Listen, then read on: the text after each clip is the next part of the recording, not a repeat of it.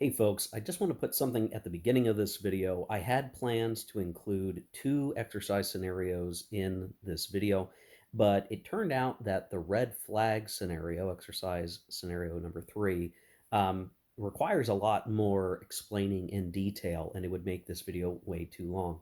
So I've decided to just take the clips that are associated to exercise number two, the Able Archer scenario, and leave them in this video. So I'm going to make references in the following clips that I had recorded playing through Able Archer on following it up with Red Flag. So know that that's going to be in a different video that is being worked on, and you guys will be able to watch the Red Flag video in the very near future. But enjoy this somewhat shorter video around Able Archer, and we'll see you in the next one. Hey folks, Steve here with another Red Strike video. In this video, we're going to be covering a few more of the exercise scenarios. I'm not exactly sure how many will fit into this video, but I expect it to at least be exercise scenario 2 and exercise scenario 3. We'll see where we get to. In the last video, we had done an introduction for Red Strike, and we covered the first exercise scenario, Crossing Swords. That exercise scenario was really chiefly about learning how to conduct ground combat, and that had a lot of different permutations to it. This exercise 2, Able Archer, is around missile combat. So when we look at this, I realized this isn't quite a learn how to play series, because I guess I'm not dictating the rules in that organized way to teach the game, but this is the recording of me kind of playing through what I've learned, and you can kind of see the way the game works, at least as I experience the Red Strike package. So follow along if you've got your own copy. If not, maybe this will give you a glimpse into the way this game works. Now, Able Archer, this scenario happens to be really, really simple. There's only 4 counters on the map. We have 2 long-range missile units on the Warsaw Pact side, here and here, and we have 2 armor units of NATO forces, and then we've got some air bases that are still considered on map here, Alpha and Bravo. Now, the scenario is very simple. It does not even include multiple turns. It's actually but a simple action stage, the first action stage, with the initiative on the Warsaw Pact player side. For the player aid or what have you, the game tracks. It's Good Weather, Warsaw Pact, DEFCON 5. That's a new one. I'm not sure it's really going to matter. We're not using supply points. We're really not worried about anything except using our long-range missile units to do some strikes. And that's it. That's really it. And our objective as the Warsaw Pact player is to inflict at least one hit with high explosive warheads, HE warheads, on a NATO ground unit, as well as doing the same thing to a NATO airbase. So we need to cause hits.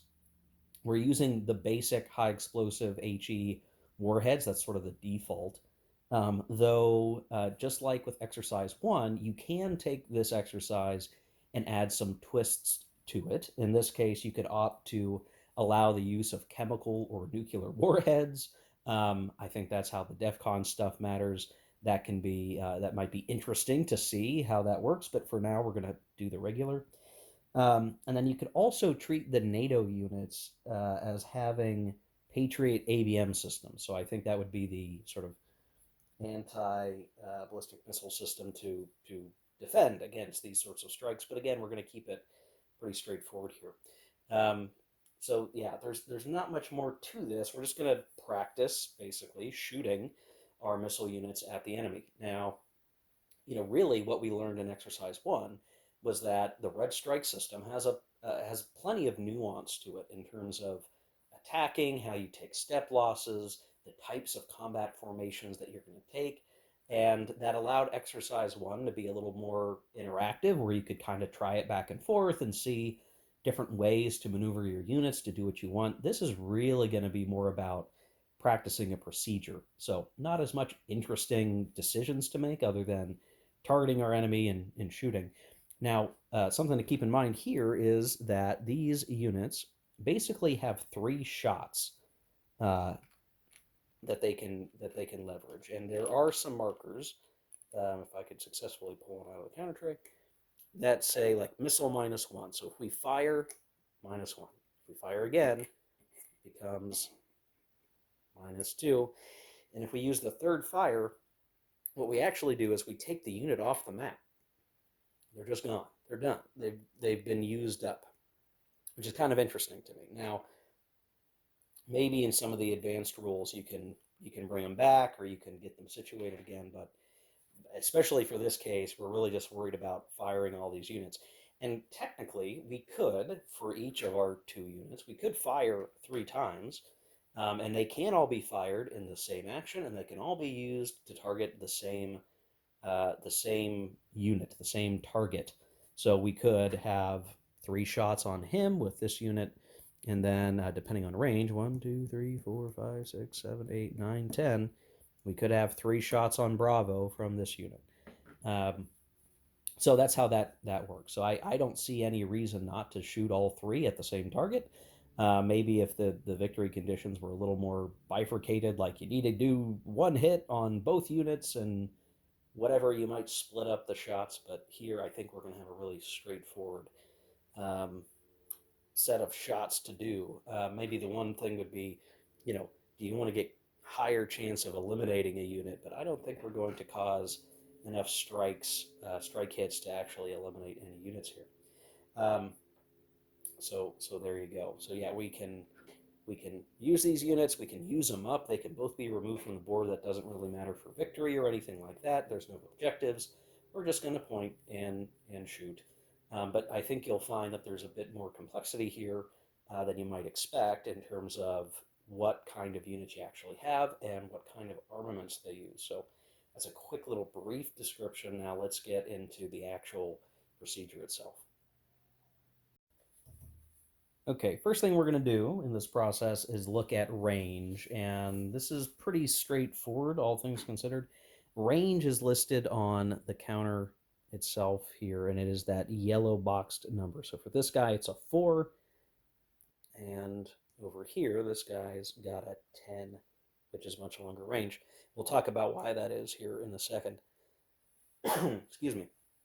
So first we have to determine range. Now, here's what's really interesting. When doing this, this is done during the action stage.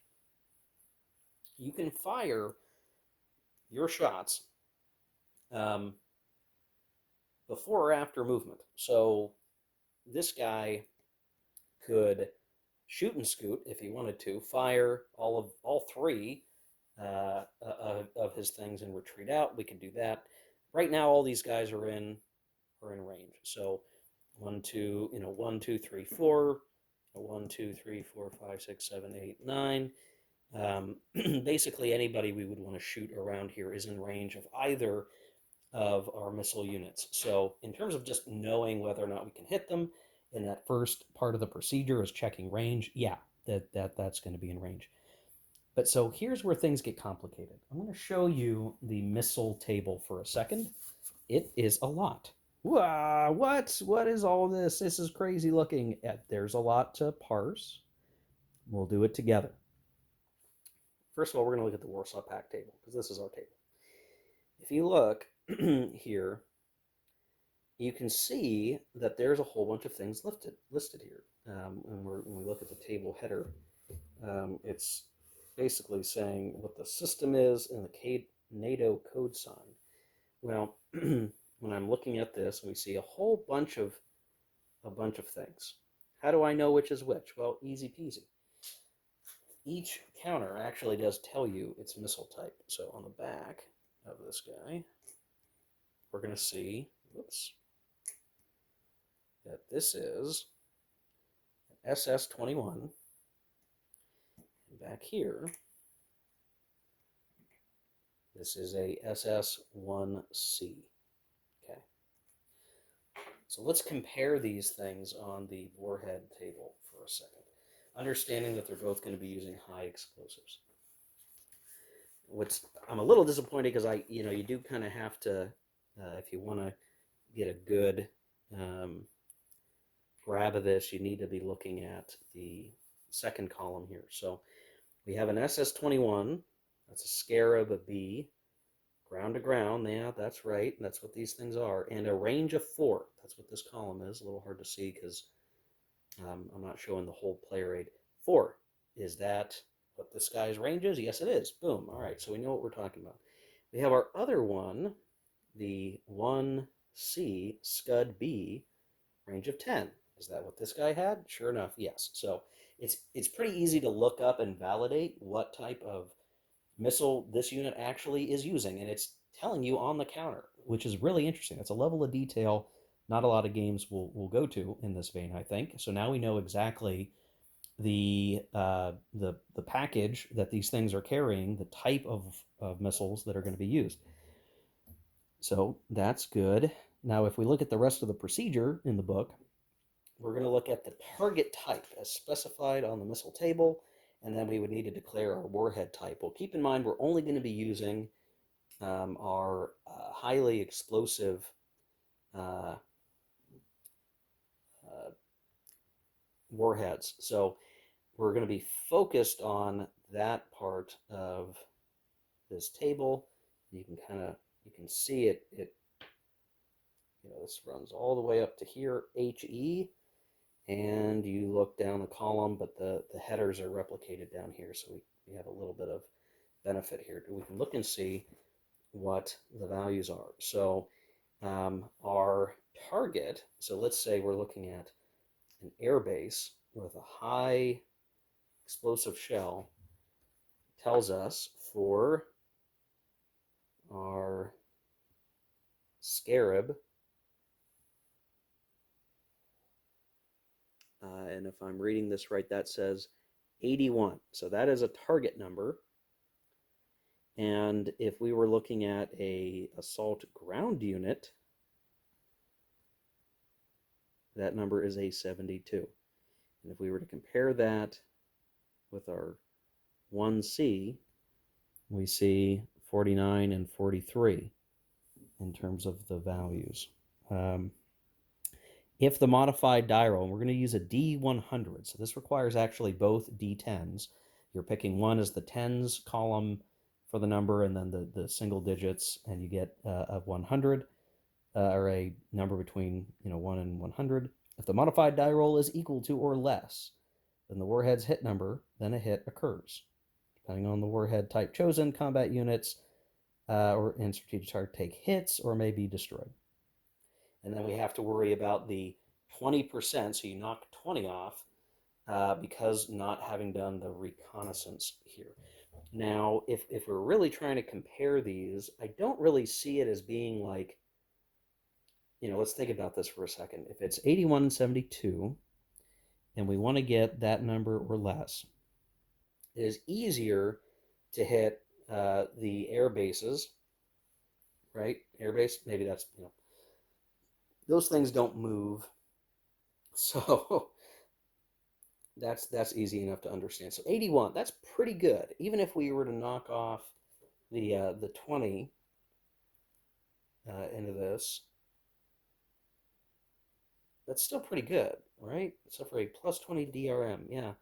Well, that's still pretty good, right? That's a 61% chance of hitting. It's pretty good. The air base. So we, 60%, if we fire 3 times, we ought to get it. And 72 of hitting a unit, which means our 4 Ranger, one that's really close, obviously, and I guess that's sort of the con. We have a really good chance of hitting, but our range, we need to be pretty close up. We can hit our enemies, I think. I think we've got a reasonable chance of succeeding.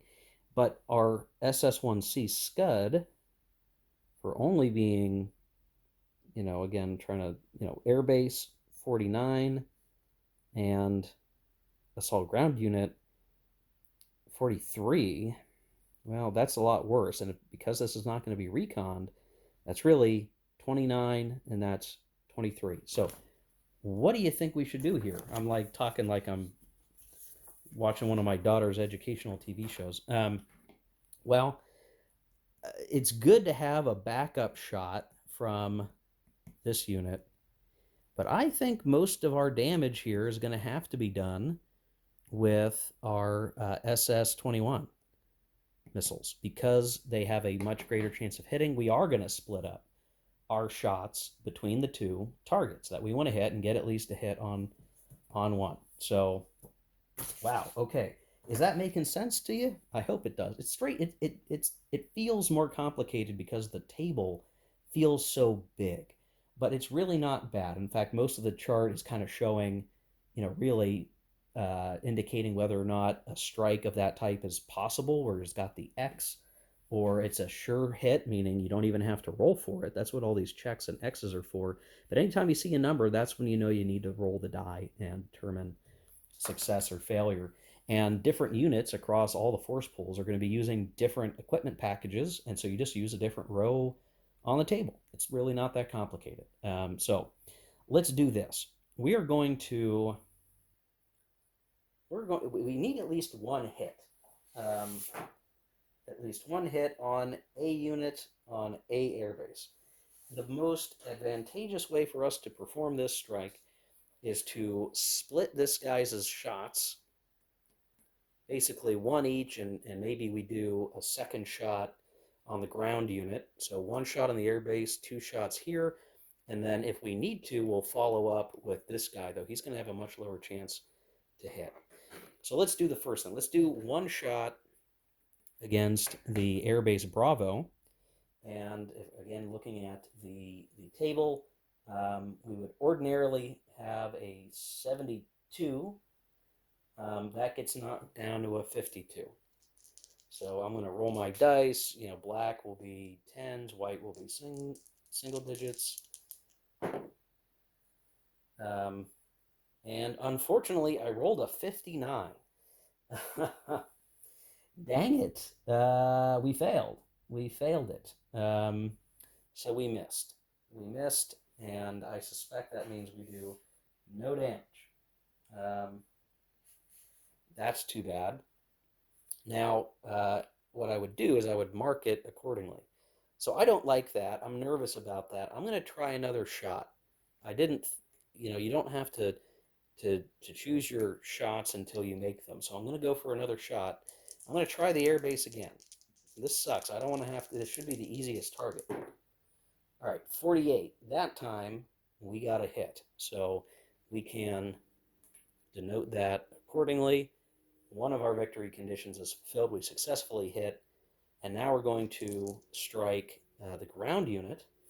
Now, this is ordinarily a bit easier. It would be 81, but again, these are not reconnaissance units, reconnoitered units. So we have to roll a 61 or less, right? 61 or less, roll on the dice, and this will complete this unit. So when we're done, we're going to take him off the board. That time, I managed to get a 10. So that was a success. So we're going to put we'll denote that he flips. And now this is done. And he is removed because we've used his last missile strike. He's removed from the game. Yeah, we remove the unit from play. Now, we have successfully achieved our victory conditions. So I could fire with this guy for fun. And I mean, sure, why not? So we will fire one on the airbase. We need a 23 or less. Nope, I got a 25, so he missed. We'll try it again.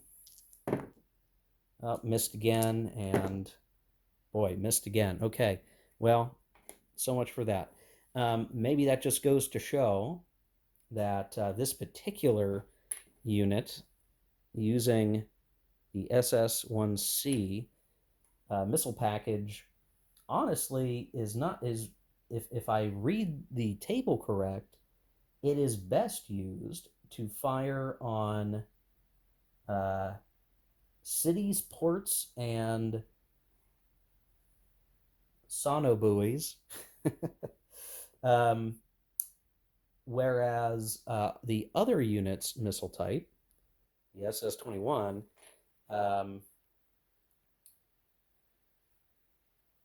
Doesn't even have to roll for those, apparently. Um, so yeah, between these two units, right? This one much more accurate. We have to be a lot closer. This one can fire from much farther away, but much less likely to do any damage, and that's sort of the lesson learned there. And yes, if you have a particular objective in mind, it might make sense to split up your shots so that if you've got a decent chance of hitting, you can, I guess, be more successful at causing hits broadly if that's what you're really going for. Now, maybe in a tactical situation where you just want to deal as much damage to the airbase as possible, we might have done all three hits or all three shots against the airbase. But the scenario wanted us to hit the enemy one each of something, a unit and an airbase. We did that. These guys didn't matter. All right. Easy, easy peasy. Really quick, just to touch upon the Patriot ABM system and how that would have affected this scenario.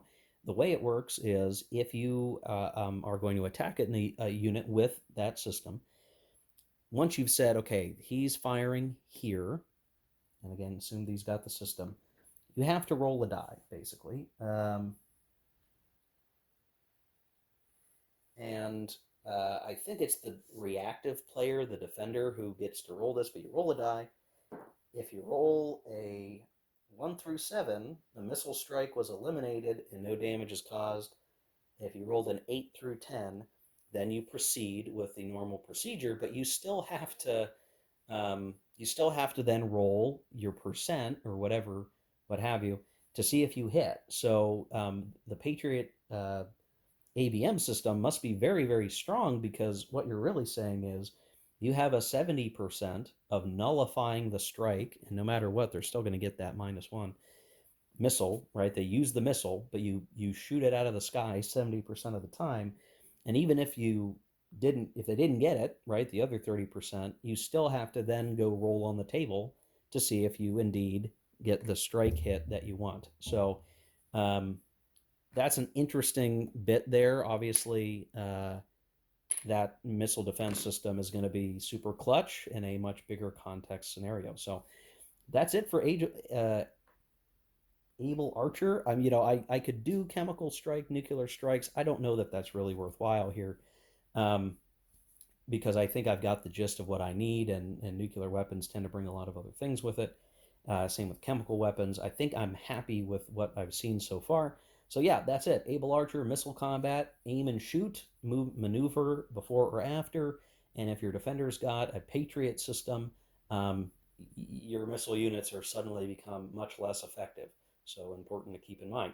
With that done, that's exercise 2 complete. We're going to move on to exercise 3, which is called red flag.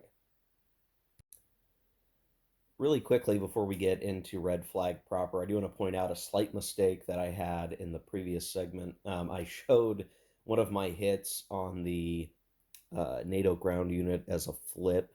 Not supposed to do that, so in the moment, as we were just finishing up the scenario, didn't really matter for anything, but in a normal game, you do not flip the unit if they are hit with a missile strike or an air strike on that first hit. What you actually do is you do give them a hit marker, like so, which normally doesn't happen in, say, ground combat. But if you were to then, let's say, deal 2 hits to this unit in ground combat, not strikes, you would then flip this guy and then give that another step. And so effectively, if we can get this, because he has 2 steps and he's been flipped, he's actually eliminated. So there's a little bit of calculus there. I think I mentioned it actually earlier in one of the videos, but in practice I didn't do it right for the long range missile strike. So that's my bad. Uh, Explaining that before I move on. A lot more interesting stuff here.